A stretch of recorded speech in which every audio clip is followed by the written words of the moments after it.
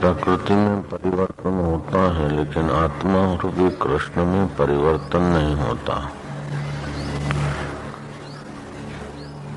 परिवर्तने नस धातु स्यात्। परिवर्तन में नस धातु लगकर नाश शब्द बोलते हैं। वास्तव में ये सब प्रकृति में परिवर्तन हो रहा है, और कितना भी परिवर्तनशील वस्तुओं को, व्यक्तियों को, संबंधों को संभाले, लेकिन वो संभलते नहीं है। श्री कृष्ण के परिवार वाले अथवा श्री कृष्ण के भक्त और कृष्ण के प्रेमियों के शरीर, संबंध, परिस्थितियां बदल गई।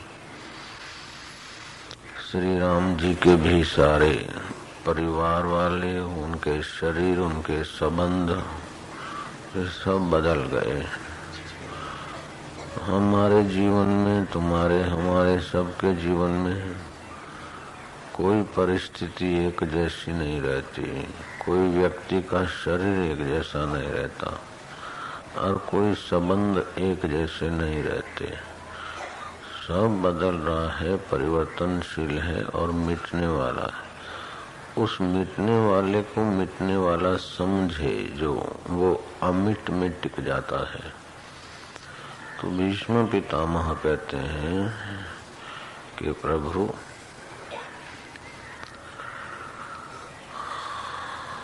आप प्रकृति से परे हैं और सब में व्याप रहे हैं। इस बात को समझें, ये भगवान का स्वरूप है। श्री कृष्ण ने ही कहा कि तुम्हारे सरीखा इस वक्त तपस्वी, धर्मज्ञ, संयत चित्त कुछ नहीं चाहिए, फिर भी अपना कर्तव्य निभा रहे हैं। संसार की कोई इच्छा नहीं। आपके धनुष की टंकार सुनकर इंद्र भी कंपित हो जाता। गंगा जी ने आपको कुख में धारण करके अपना गर्भ गौरवंत किया। संयमी सदाचारी राजा शांतनु ने आपको इच्छा मृत्यु का वरदान दिया। एक सुई भूख जाती है, लग जाती है, तभी भी आदमी पीड़ित होता है।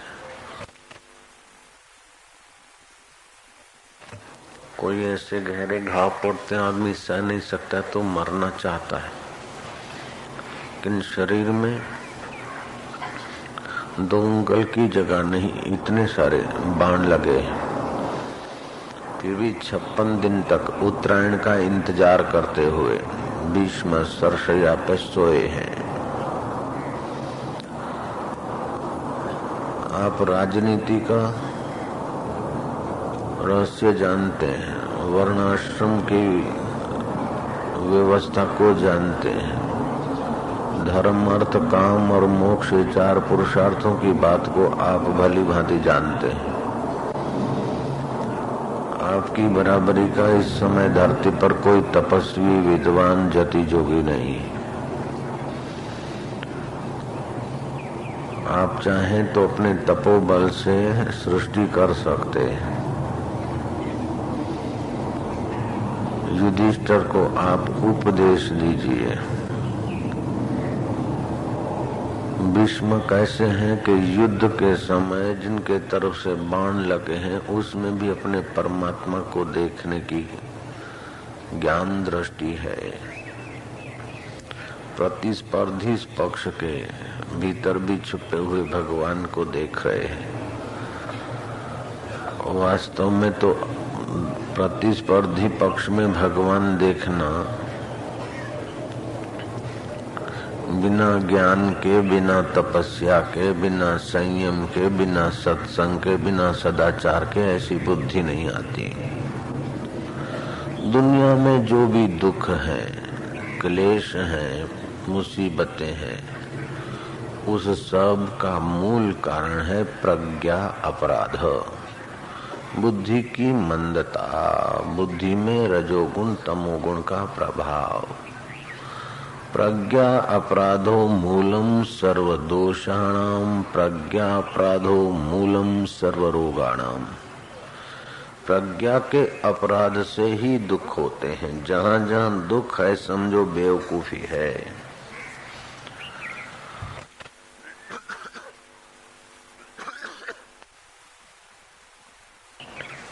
जिस परमात्मा ने प्रलय से निकाला, जिस परमात्मा ने अनेक योनियों की यात्रा अनुभूति कराते कराते मनुष्य देह तक पहुंचा दिया, जिस परमात्मा ने हमको बुद्धि दी, जिस परमात्मा ने हमको आंखें दी, आंखें किसी व्यक्ति की बनावट नहीं है। ये मनुष्य शरीर किसी फैक्ट्री की बनावट नहीं है। उस अनंत की कृपा का ये प्रत्यक्ष प्रमाण है कि गर्भ से अगर कोई हिस्सा अनडेवलप आता है अथवा गर्भ से कोई अंग भंग होता है तो वैसा अंग धरती का कोई व्यक्ति या डॉक्टर या सर्जरी नहीं बना सकती। नकली बनाएंगे लेकिन वैसे की वैसी योग्यता नहीं। और ऐसे कई अंग वाले लोग, हाथ हैं, पैर हैं, दिल है, दिमाग है, मन है, बुद्धि है, सोचने की शक्ति है, करने की, मानने की, जानने की सुषुप्त शक्तियां छुपी है। ऐसे प्रतिदिन लाखों लाखों जीव, हजारों हजारों, करोड़ों करोड़ों जीव बनते रहते हैं और प्रकृति के प्रभाव से उनका शरीर परिवर्तित होता रहता, मरते रहते, दूसरे जन्मते रहते। तो ऐसे दयालु और ऐसे सर्वसमर्थ ईश्वर का आश्रय छोड़कर जो क्षणभंगुर संबंधों का, क्षणभंगुर वस्तुओं का आश्रय लेते हैं और चिंतन करते हैं, वे सचमुच में प्रज्ञा के अपराध से ही करते हैं। आश्रय और चिंतन तो परमात्मा का होना चाहिए, उपयोग इन वस्तुओं का होना चाहिए। ये है प्रज्ञा की पवित्रता।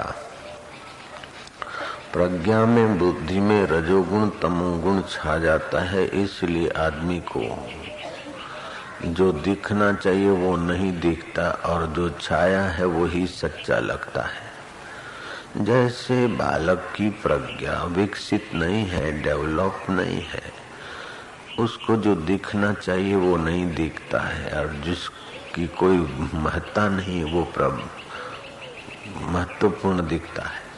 लॉलीपॉप, चॉकलेट, बिस्किट रख दो, हीरे मोती लाल जवाहरात रख दो, वो मूर्ख बालक हीरे मोती लाल जवाहरात छोड़ देगा, चॉकलेट बिस्किट लॉलीपॉप में रम जाएगा, खुश हो जाएगा। ऐसे ही हीरों का हीरा, लालों का लाल जो परब्रह्म परमात्मा है वो हमारा जिगरी जान बना बैठा है। सो साहिब सद सदा हजूरे, अंधा जानत ताको दूरे, गुरवाणी ने कहा। सो प्रभ दूर नहीं, गुर की बाणी, बाणी गुर बाणी विच अमृत सारा। सो प्रभ दूर नहीं, सो प्रभ तू है, वो तेरा आत्मा बन बैठा है, पर ब्रह्म परमात्मा जो प्रकृति से परे है और सब में व्याप्त है। जैसे आकाश सब में व्याप्त है और सबसे परे है। लोहे में भी आकाश है, लक्कड़ में भी आकाश है, मठ में भी आकाश है, घट में भी आकाश है, मेघ में भी आकाश है। मेघ छिन्न भिन्न हो जाएगा लेकिन आकाश ज्यों का त्यों, घट टूट फूट जाएगा, आकाश ज्यों का त्यों। शरीर टूट फूट जाएंगे लेकिन शरीर के अंदर का आकाश ज्यों का त्यों। ऐसे ही प्रकृति में ओतप्रोत परमात्मा है, फिर भी प्रकृति से न्यारा है, वही हमारा सबका प्यारा है। लेकिन दुर्भाग्य ये है कि प्रज्ञा का अपराध, उस प्यारे का चिंतन नहीं, उस प्यारे का ज्ञान नहीं, उस प्यारे की स्मृति नहीं। चिंतन, स्मृति और ज्ञान उन्हीं का धर रहे हैं, खोपड़ी में ऐसा ही भर रहे हैं जो कदम कदम पर तनाव दे, कदम कदम पर टेंशन दे, कदम कदम पर वियोग के झटके मारे, कदम कदम पर आकर्षित करके हमें अपनी शांति से विचलित कर दे। ऐसी वस्तुओं का, ऐसी परिस्थितियों का, ऐसे संबंधों का ही चिंतन करते, ये प्रज्ञा का अपराध है। अब प्रज्ञा का अपराध कैसे मिटे? सात्विक खुराक, सात्विक संग, सात्विक चिंतन और सात्विक से सात्विक का अधिष्ठान जो है अपना परब्रह्म परमात्मा, उसकी स्मृति बनी रहे। जिसका आदमी स्मरण करता है वही वह होता है। श्री कृष्ण सोने के पलंग पर, रत्न जड़ित सुवर्ण पलंग पर बैठे हैं, लेकिन वहां नहीं है। श्री कृष्ण भीष्म के पास है, क्योंकि भीष्म सरशैया पर है नहीं, भीष्म श्री कृष्ण के पास है। शरीर तो उनका अलग अलग जगह पर है, लेकिन चिंतन की बलिहारी। ऐसे ही अपना कर्तव्य का निर्वाह करते हुए भी तुम चिंतन तो वही करो जिससे सारे कर्तव्य देखे जाते। जिसकी सत्ता से मन कर्तव्य कल्प लेता है और जिसकी सत्ता से असली कर्तव्य का पता चलता है। एक तो होता है सामाजिक कल्पित कर्तव्य और दूसरा होता है वास्तविक कर्तव्य। मैं पिता हूँ, पुत्र का पालन करना मेरा सामाजिक कर्तव्य है, लेकिन मैं जीवात्मा हूँ, अपने परमात्मा को पहचानूं, ये मेरा मुख्य कर्तव्य है, वास्तविक कर्तव्य है। मैं पत्नी हूँ, पति की सेवा करूं, मेरा ये सामाजिक कर्तव्य है। मैं पति हूँ, पत्नी का भरण पोषण करूं, ये शारीरिक संबंध का सामाजिक कर्तव्य है। लेकिन पत्नी के भीतर और पति के भीतर जो एक ही छुपा है, उसको जानना मेरा असली कर्तव्य है। जो असली कर्तव्य की उपेक्षा कर देते हैं और कल्पित कर्तव्य के पीछे ही लगे रहते हैं, उनके कल्पित कर्तव्यों में ज्वालामुखी फूटते रहते हैं। कल्पित संबंधों में ज्वालामुखी फूटते रहते हैं। कभी दादा मरा तो कभी पिता मरा तो कभी चाचा मरा तो कभी पत्नी मरी तो कहीं पति मरा तो कहीं दोस्तों में गड़बड़ हो गई तो कभी शरीर में गड़बड़ हो गई। मुझे शरीर मिला है, इसको स्वस्थ रखना मेरा कर्तव्य है, लेकिन केवल शरीर की स्वस्थता के लिए ही लगा रहूंगा तो असली कर्तव्य नहीं निभाऊंगा तो शरीर छूटेगा। उस समय आसक्ति होगी और प्रेत होकर भटकना पड़ेगा। ऐसी लापरवाही नहीं करनी चाहिए कि शरीर अस्वस्थ रहे, लेकिन इतनी आसक्ति भी नहीं करनी चाहिए कि शरीर को ही मैं मानकर पागलों की नाई जिंदगी खत्म कर दे।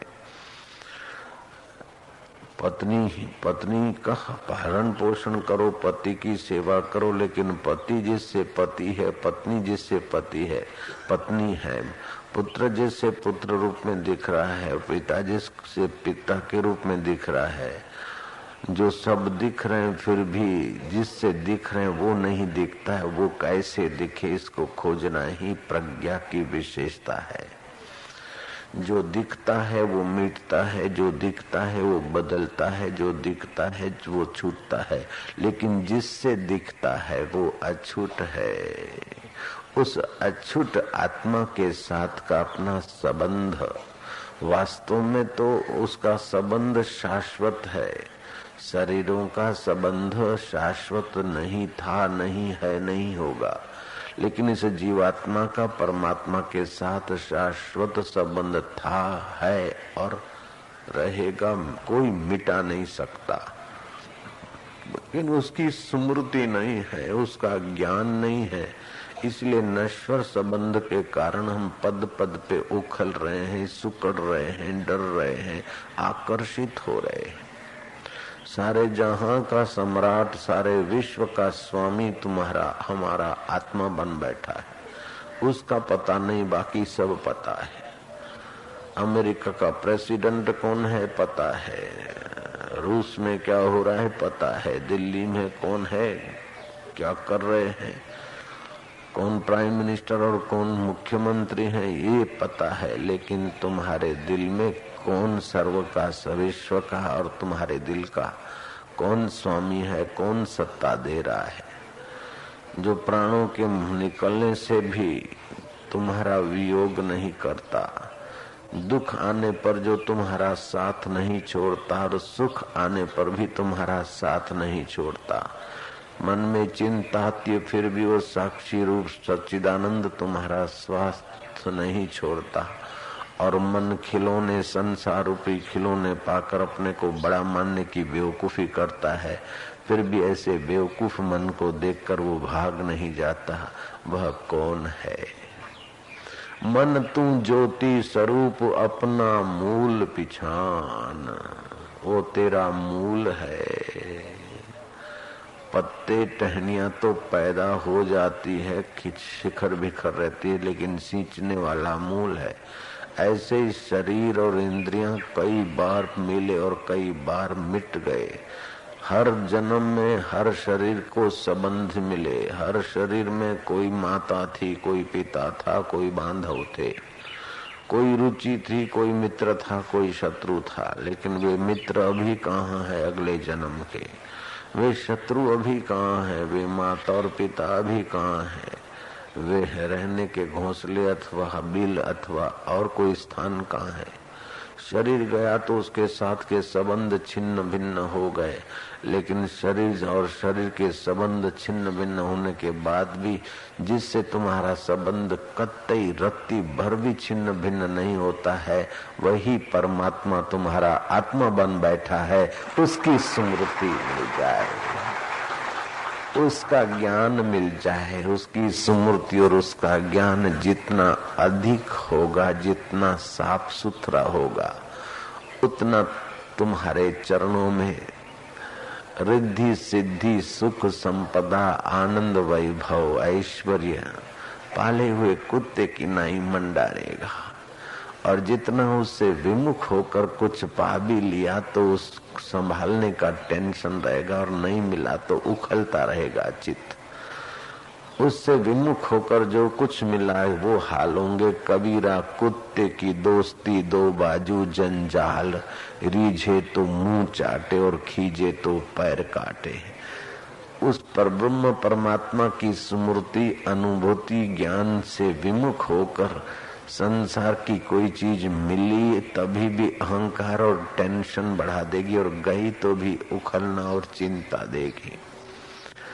इसलिए हमें उस करुणामय, दयामय, प्रेममय, आनंदमय, ज्ञानमय उस सच्चिदानंद को पहचान लेना चाहिए।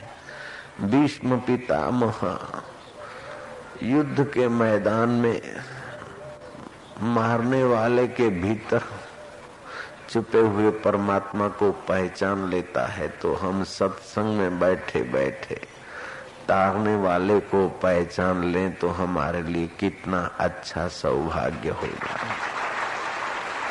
कितनी शुभ घड़ियां होगी।